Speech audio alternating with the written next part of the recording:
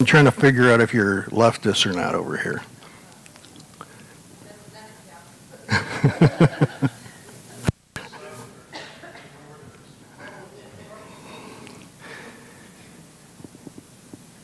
We are in week 90-something in the book of Luke. Last week we had a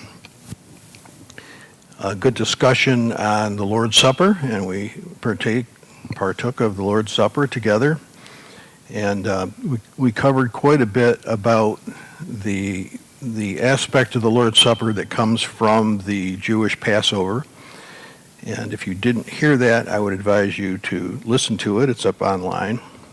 So we talked about the elements that Jesus gave, the body and the blood. And so today I want to talk about the table, the part of the Lord's Supper that is not discussed very much, but the table itself.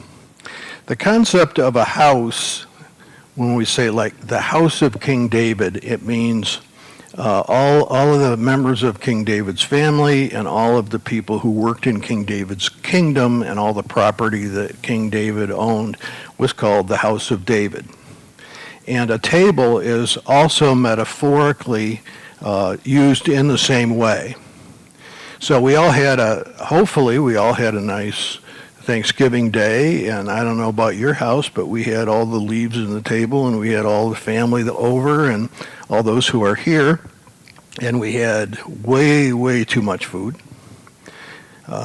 Sean always makes like 3 times as much, and then Daisy brought some food, and we just had, let's just put it this way, if you come to my house right now, my refrigerator is full from top to bottom with leftovers.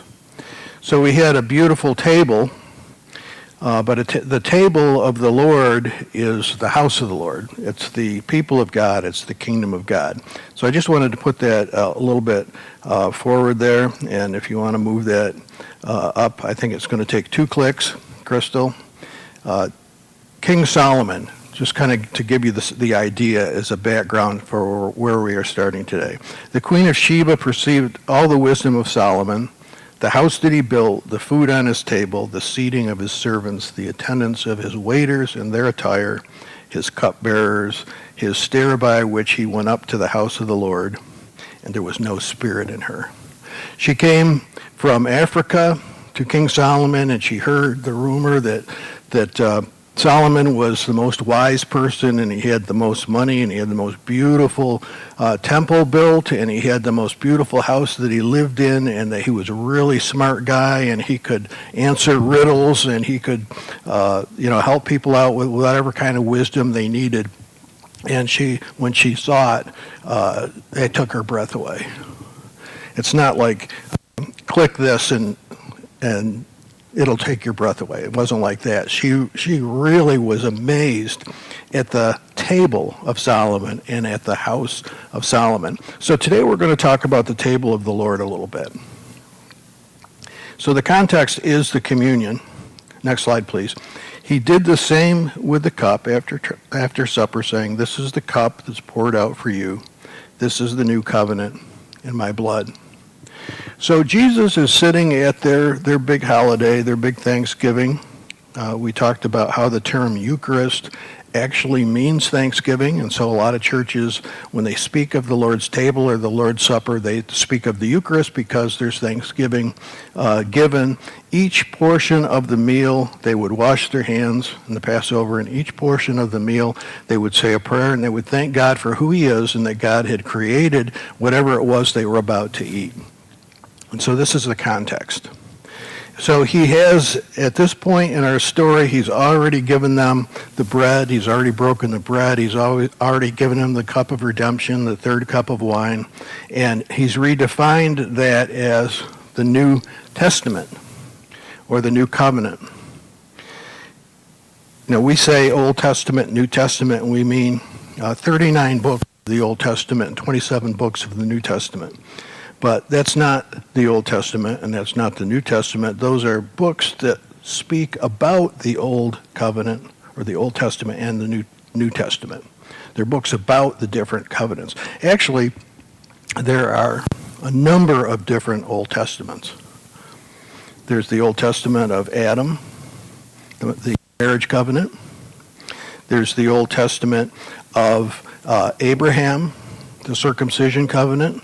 There's the Old Testament of Moses, the giving of the law. There's a covenant with King David, and then there's the new covenant. And so Jesus said, this is the blood of the new covenant. Each covenant in Israel had blood. I won't go into all that because we've got only a few minutes to talk about it. So they're sitting at the table. They're eating the same meal that they've eaten for thousands of years. Turkey and stuffing and mashed potatoes, orange squash, cranberries, ambrosia salad, and gravy. What else do you eat? Green beans. Not at our house. Yeah, but we did eat green beans this year. Daisy brought green beans. I didn't eat any of them. You got to draw the line somewhere. They had their vegetable and they had their meat and they had, all these different things on the plate. What they've always done in tradition. And then when Jesus comes to this third cup of wine, the cup of redemption, the story of how Israel, they're telling the story of the Exodus all out through this thing, how the children of Israel were brought from slavery into redemption. And Jesus stands up and he says, this is the New Testament. He completely throws a wrench into the whole thing. He said, this is the New Testament. This is something that was new. It was novel. He said, this is my body. This is my blood. So that probably had some conversation going on the table. What do you think? They had, I don't know how old the disciples were, but some of them were of age, older age people and some middle-aged people and some young people. We don't know their ages, but we do seem to see that, some of them were young men because their fathers are mentioned. But, they could have been middle-aged men and their fathers still being mentioned. But there's one particular guy who's mentioned in this passage. His name is Judas. So they're sitting there at the table in the midst of this talking about redemption. And according to Luke, Jesus says in the midst, with Judas there, with everybody else there, the one who betrays me is with me. Are we on that slide? No, I didn't tell you to go ahead. Go ahead, please. There we go. Thank you. The one who betrays me is with me. His hand is on this table. Well, my mother always told me you don't put your elbows on the table, but you can put your hand on the table. They didn't have chairs like this. They had a low table, and they basically sat down on the floor around the table. And probably there were 26 hands on the table because there was the 12 apostles and Jesus were there. So there were 13 there, and as far as I know, they all had two hands. And they're all sitting at the table. And Jesus said, somebody with his hand on the table is a betrayer. Would you feel comfortable saying that? If you have been in church leadership, you will know that from time to time there are betrayers in the church. And all of those people said, oh, not moi. Even Peter, I will never betray you. Well, that's next week. I'll never betray. Yeah, shut up, Peter. Before 3 a.m., you'll do it 3 times. There's a betrayer here. He's with me. He's one of the group. He's a member. He is qualified to be the church treasurer. In fact, he is the church treasurer. You don't give the church treasurer position to somebody who's a thief, do you? Well, a lot of churches do. If you read what the insurance company says, they say, well, if the church treasurer steals money from the church, we won't cover it unless you prosecute. Did you know that, Paula? Don't take the money, because we'll have to prosecute you. How many town clerks have had money embezzled? How many fire departments have had money embezzled? We had one right across the lake here in Cottage City a couple years ago. All of a sudden, they looked at the books and the money's gone. Well, Judas was the treasurer, and we talked about this a couple weeks ago when the woman came in and she poured the ointment on the head of Jesus. It says in one gospel, and some said, why was this wasted and not given to the poor? And one of the other gospels says, what? The disciples said, why was this wasted and not given to the poor? And then the other gospel says, and Judas said, why was this wasted and not given to the poor? And then there's parentheses that says, not that he cared about the poor, but he was the treasurer. He had the bag and he used to pilfer what was in it. Did you know that was in the Bible? He was the treasurer. He was somebody who everybody looked up to. And looking back historically, every time this guy Judas is mentioned, it says, and he betrayed Jesus. From the beginning, the time when Jesus called him into the ministry with the others, he calls Matthew and he calls James and he calls John and he calls Judas Iscariot, who later betrayed him. Every single time he's mentioned as a betrayer. And so he's been with Jesus at least 3 years, or around 3 years. He's seen Jesus heal the sick. He's seen Jesus raise the dead. He's seen the people come against Jesus. He's seen Jesus escape. He's seen the wisdom that Jesus gave when they would ask him a question, how he answered. He's seen all of the things that the other 11 apostles had seen, and yet something was wrong in his heart. Now we're at the end of the ministry of Jesus. He's about to go and be betrayed. And he says in the presence of all the others, there's a betrayer here and his hand is on the table.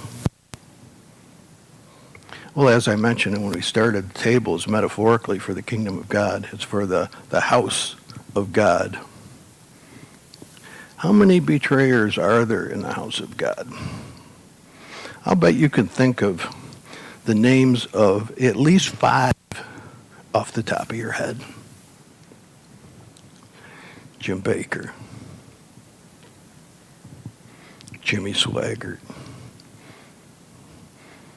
I better be careful and only mention those who have been convicted of something.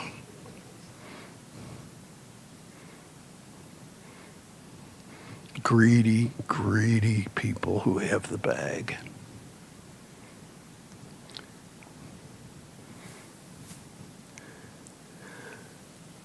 The one who betrays me is with me. Next slide, please.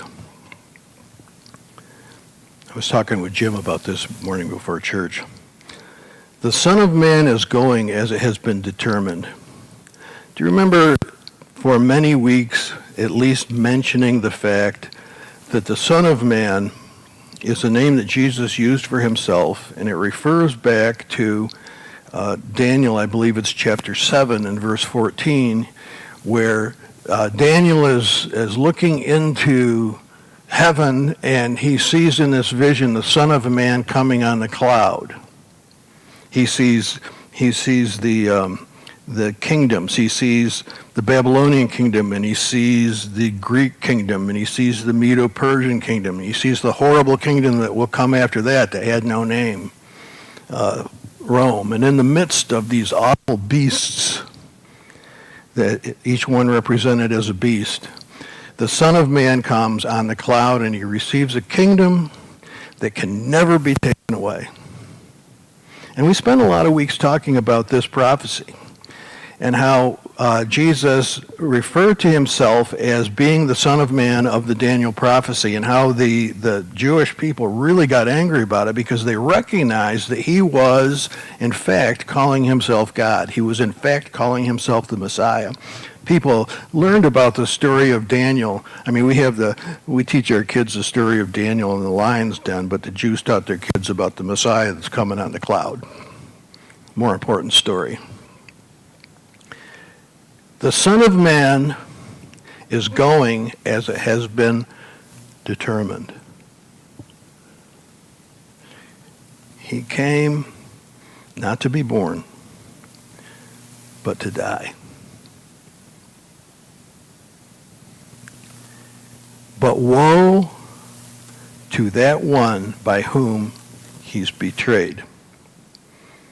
Now, I think this is John. I should have put the book in. John chapter 14, verse 21. If I'm wrong, leave a note in the comment and tell me. I believe it's John. It would have been better for that one not to have been born. That's scary stuff.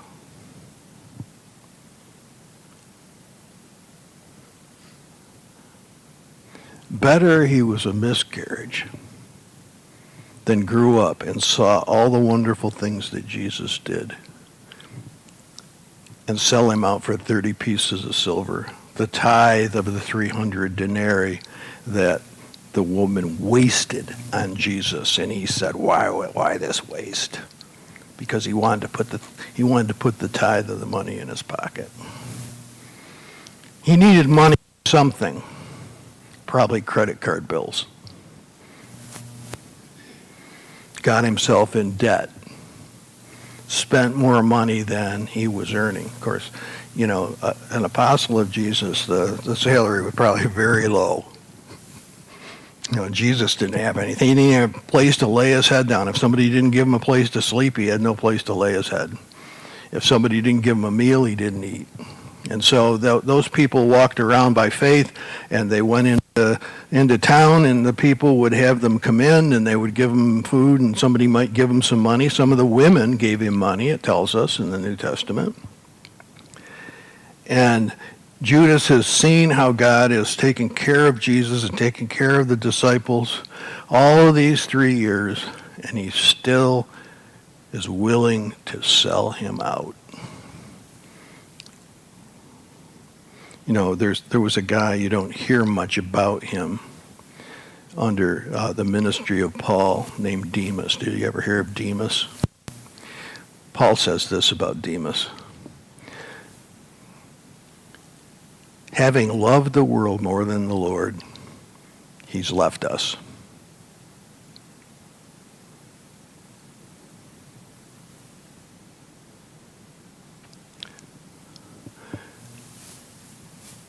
Anybody name their kid Demas? Well, I know there was a guy named Demas Shakarian, but that's another language. It's probably not the same name.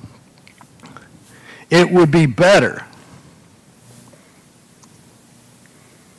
This poses a conundrum. Some would say, how could God allow this thief to be a disciple and an apostle?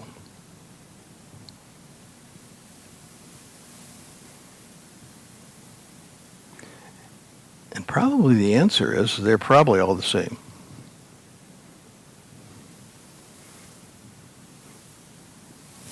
He probably wasn't any different than the others, except that he did not allow the teaching of Jesus to change him. Peter and Andrew were fishermen. James and John were fishermen. Do you think before they met Jesus that they may have put their hand on the scale a little bit? Well, there's X number of kilos of fish. Well, leans on the scale and gets a little X. They were all sinners. They were all ordinary people, but of the 12, 11 of them allowed Jesus to change them. So how could God do that? Well, the Son of Man has been going as it's determined. The scriptures in the Old Testament talk about the coming of the Messiah. Look at Isaiah chapter 53. Who's believed our report? To whom has the arm of the Lord been revealed? He grew up before us like a tender shoot. We despised him. We struck him. By his stripes we're healed. Read Isaiah 53. It's an absolute, perfect 700 years BC prophecy about what would happen to Jesus. Well, somebody had to strike him. Somebody had to nail him to the cross. Somebody had to flog him 39 times. Somebody had to stick the sword in his side to make sure that he was dead. You know, some people would say, well, God is a child abuser. No, he's not a child abuser. Jesus came willingly to pay the price. In the Old Testament, the animal had to pay the price. I mean, we don't really think about it. We carved up our turkey last Thursday, and it didn't cross my mind that turkey had made a sacrifice for me. You know, some people don't eat meat, but most of us do. And every animal, you know, I shot a deer on Friday. Made the mistake of coming by. I sent him to be with Jesus. I'm going to eat him. He paid the sacrifice for me to live. Under the Old Testament, when you sinned, if you did something bad, you came to the priest, said, I cheated somebody. And the priest said, well, did you make it right first? No, I didn't make it right. Well, get over there and make it right. Give him his money back, and then I'll offer this sacrifice, and God will look at the blood of this bull, and I'll pray for you, and God will forgive you. But God saw that wasn't good enough, because he needed one sacrifice that would suffice for everybody's sins. And so that anybody who would repent, and anybody who would say that they're sorry, and everybody who would go along with the teachings of Jesus and allow their life to be changed and allow to be led by the Holy Spirit, that they would be the people of God and can sit at his table. Next slide, please.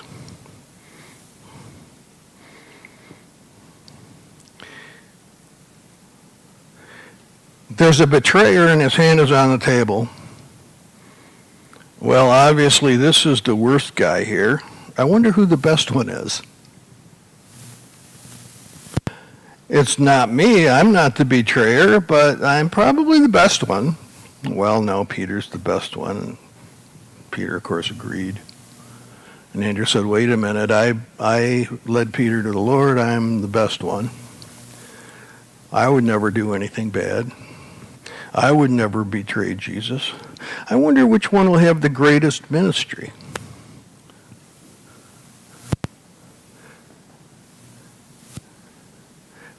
Which one could do this bad? Which one could do, next slide please, which one could do the best? The disciples began looking at one another, at a loss to know which one he was speaking. And there was reclining on Jesus' bosom one of the disciples whom Jesus loved. So Simon Peter gestured to him. Hey. Because he wasn't sitting right next to him. He wasn't on his right hand or on his left. He was over one. He didn't have the highest seat. And so Peter says to, the disciple says to Peter, who is it? Ask him who it is. This is Thanksgiving meal. This is Passover. Everybody's still there.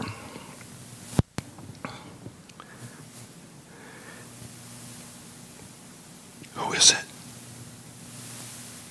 You know, you can't always tell. You can't always tell the bad guy. A lot of times you can. But you can't always tell the bad guy in the church.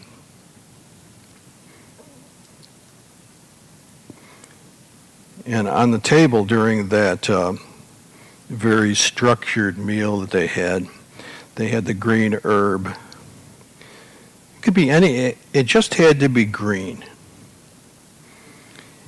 And as part of the meal, one of the courses of the meal, they would dip that green herb in the salt water. And they would all taste the salty herb And it was to remind them that when they used to be slaves in Egypt, that their life was full of tears because they couldn't make their own money. They were mistreated terribly. They didn't even own their own kids. The laws were passed that they had to kill their kids, infanticide. Moses' mother was disobeying the Pharaoh. If you read the story, she put him in a basket and she set him in the reeds on the edge of the Nile. And then by the providence of God, the Pharaoh's daughter came to take a bath and saw him there, and she took him in and adopted him into the royal family. But the reason that Moses was there in the Nile was because his mom was trying to hide him from the authorities. I mean, slavery is a terrible thing. And anybody that says the Bible approves slavery is lying to you. Doesn't approve slavery. And so they're sitting there. Some people are saying, I must be one of the best, or this one's the best. And Jesus is saying, there's a really bad guy here. And Peter says to the one next to Jesus, who is it? And the guy leans over to Jesus quietly and whispers, who is it? And Jesus reached over and he picked up the green herb. It says, in modern translations, it says bread, but it's not the right word. It's the word morsel, which is the only time that it's used. There's plenty of words for bread. It wasn't bread. He picked up the morsel and he dipped it in the salt water and handed it to Judas. Only two knew. The one who asked Peter and the one who was next to Jesus, who is not named, which most people think was John, which can't be proven. The fact that it's written in the book of John probably indicates that it probably was John, because he's the only one that mentions this part, and so it probably was him. And so he gave the tears of slavery to Judas because Judas was still enslaved. He was not right with God. And immediately, Judas recognized that he'd been pointed out. And he ran out of the meal, right to the priests, to get the 30 pieces of silver. I had a professor that used to say in Bible school, if you're going to sell out, don't sell out for 30 pieces. Sell out, if you're going to sell out millions. My advice is don't sell out. My advice is don't be Judas. His name has become synonymous with a betrayer. Any kind of betrayer in the world, they will call him Judas because of his lack of love for God and willing to sell his master for 30 pieces of silver. And I mentioned last week, or the week before, I can't remember which, that his name means praise for the city life. He was a high roller. He was a party guy. He was, in the clubs. And he spent money very foolishly. And he was in debt. And so he thought, hey, well, I'm speculating here, but he thought, they came after Jesus and they were going to throw him over the cliff, and he just walked right through them and went away. And they came after him here, and God worked it out, and he escaped. And when we were over in this place, Jesus escaped. Because there were a lot of attempts on the life of Jesus before this, but it wasn't the right time. And so he may have thought, hey, this could be a good business. He's going to escape, and I'll have the money. That's what I think. I mean, if it were me, that's what I would have thought.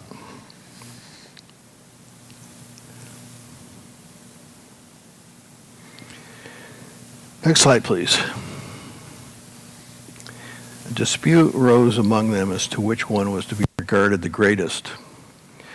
Paul said this, I say to everyone among you not to think of yourselves more highly than you ought to think, but to think with a sober judgment, each according to the measure of faith that God has assigned.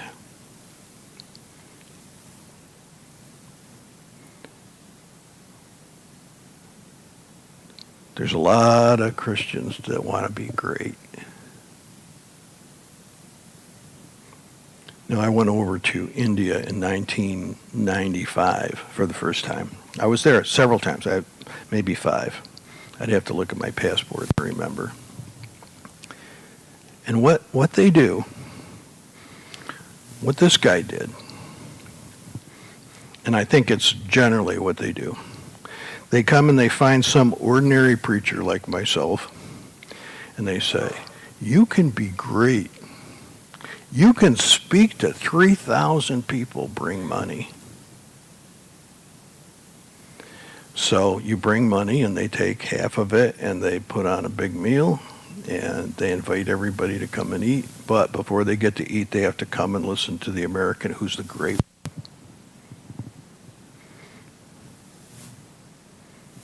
It's a business. And Americans are susceptible to it because they think, wow, what a great ministry I had.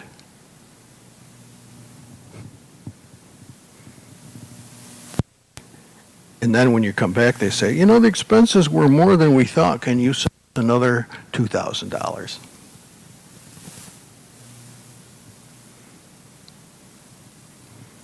Happened to me.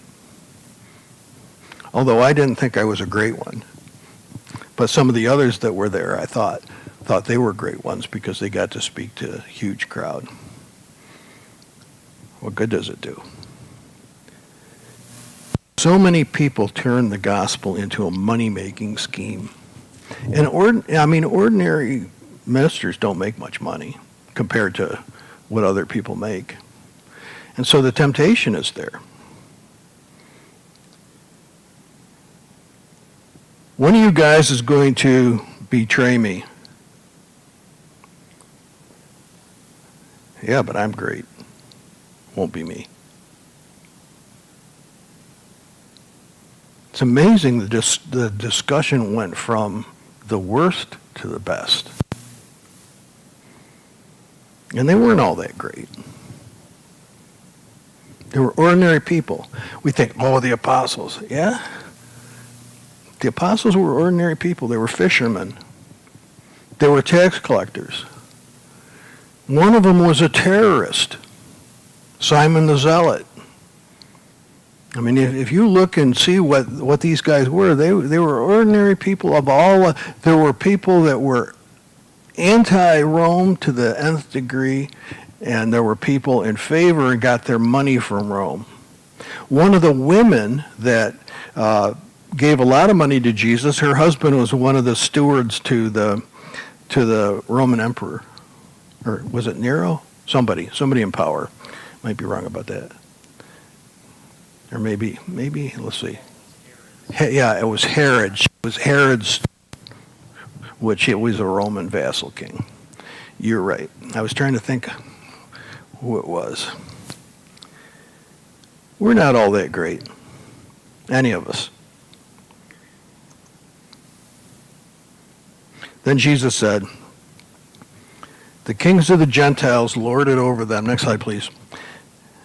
And those in authority over them are called benefactors. I don't care, Republican, Democrat, liberal, conservative. When you talk to all of these people that are in the United States Congress, they're all there to help.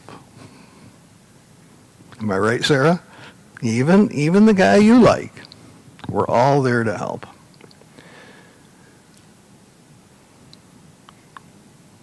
Somebody has to speak for the poor. And then the insider trade and, make millions of dollars speaking for the poor. The kingdom of God is not to be like that. We don't need 20,000 member churches where the pastor has to buy a new jet because his old jet isn't big enough. You think I'm exaggerating? I'm talking facts of happens here in the United States. I can't ride in first class. I have to have my own jet with my entourage with me. And people are sending money to his radio and television show. Money that could actually be used for something good. I put Kim up here because I didn't want to put a picture of any American politician because it's going out on the stream. And you just imagine which politician I'm talking about here, and you'll probably be right. This guy's terrible. His people are starving. And he looks a bit gluttonous to me. Terrible guy. But not so with you. Next slide. The greatest must be like the youngest, and the leader like the one who serves. Now, I was sitting at a table in India at one point, not the same time that I was speaking of before, and there were two women there. And they were kind of in charge of us. They were making sure we had food and stuff like that. And I asked a question, and the one woman said, "Ask her." And I said, "Why?" "Because she's older than I am." They were young women. Were you there for that, Gene? That conversation? And I said, "Well, how much older is she?" And she was 2 months older, and therefore she was higher on the social status because everybody had to respect their elders. Jack, you'd be in a good place. Everybody would respect you in India. You understand how that should work, right? But not in America, of course. And so you want to be the top guy. You want to be the one that everybody looks up to and says that you're the greatest. It's not like that at my table. You see, do you remember who was called in our sermon last week up the Passover meal? No, I don't know either. I forgot. But he did send two disciples in and said, "Go and prepare the place for the Passover." So two of them went in and took care of all of the things necessary to put on that very elaborate meal. And the others enjoyed the meal and didn't do a darn thing. And even Jesus didn't do anything because he did it in the sense that he delegated the authority to do it. But he said, "You want to be the greatest. At my table, the one who serves is the greatest." You know, if you look online, well, how do you find a person? How do you find a husband who's going to treat you right? Well, when you go out to the restaurant, observe how he treats the waitress. I mean, that's the common advice. If the guy is, treats the waitress like terrible, then that's not the guy you want to be with. And so the person who's the greatest is the one who does the trustee job, is the one who does the treasurer job, the clerk job, the one who does sweep the floor, the one who prepares the table as it needs to be prepared. So that would be the greatest. He says in the next verse, next slide, who's greater, the one who's at the table or the one who serves? Obviously, the one who's at the table is the greater. But I am among you as one who serves. Jesus didn't lord it over people. Yes, he did teach them. Yes, he did correct them. Very often, he corrected them when they had a bad attitude. He corrected his enemies. But he also was doing it in the spirit of humility and servanthood. So the greatest in the kingdom is the servant of all. Next slide, please. I'm running out of time. You are those who have stood by me in my trials. I confer on you, just as my Father has conferred on me, a kingdom, so you may eat and drink at my table in my kingdom. And then eventually you'll sit on thrones judging the 12 tribes of Israel. Are there any comments?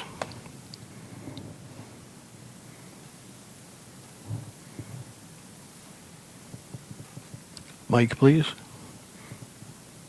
Yeah, somebody's going to raise their hand very soon. Bring the mic so they can see it. Okay, up here, Elisha.